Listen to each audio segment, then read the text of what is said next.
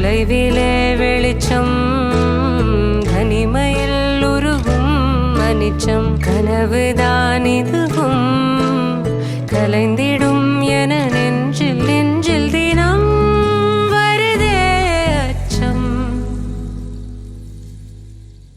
மேகதூதம் பாட வேண்டும் மேனி மீது சாரல் வேண்டும் காளிதாசன் காண வேண்டும் வானவில் வரும் வாழ்வில் மீண்டும்